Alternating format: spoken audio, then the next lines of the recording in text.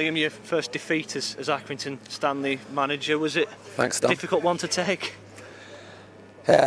Yes, very, very difficult to take. Just speaking to the lads after the game, and I was looking around and I couldn't pick a bad performance out. You know, I could pick some very, very good performances out.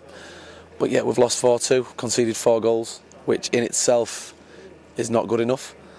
We had a bit of a crazy 5 minutes where we were actually very, very strong, dictating the game in the second half. And then we find ourselves, got in front, comfortable, going behind. How hard to deal with was Akin Fenwick today? Because he's ended up with a hat-trick, but it was, to me, the whole ethos of their team was played into it. Listen, we worked on it all week, Dan. It's not new to us. He's been around the leagues for a good few years. He's very effective at doing what he does. It's not only at the Crown Ground against us, he does it weekly. And for a good period, he was ineffective and we was doing very, very well.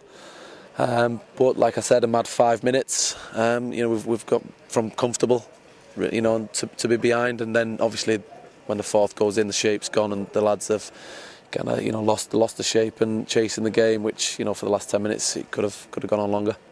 I think their 3 second half goals came in 9 minutes. Was the first one of those goals the most important one because that's what put you on the back foot? Definitely, yes. We were that comfortable. I think if we'd have got a third ourselves, we could have maybe gone on and got a few more.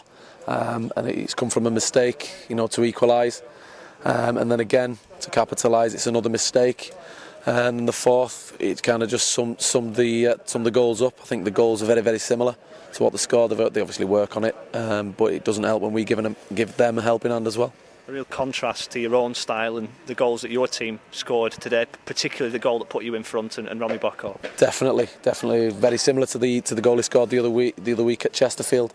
We played some great stuff today, Dan, and again, I'm still trying to get my head round how we sit with a loss. Obviously we didn't score as many as them, that's why we lost. But in play, I thought we played some fantastic stuff.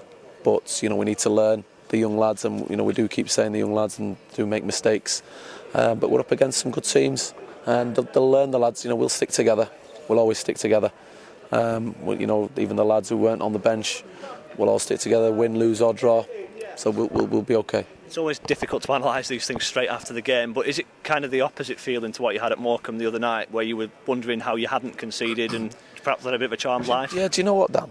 I actually feel better now that we've lost, not that we've lost the game, but how we've played and conducted ourselves, and than I did getting a result at Morecambe. It's bugged me all week, that result at Morecambe, because we didn't really ever get going ourselves, and it's not us, and I know it's a few games and a few lads were tired, but today I thought we did very, very well, and sometimes it just doesn't roll, and you find yourself in a defeat.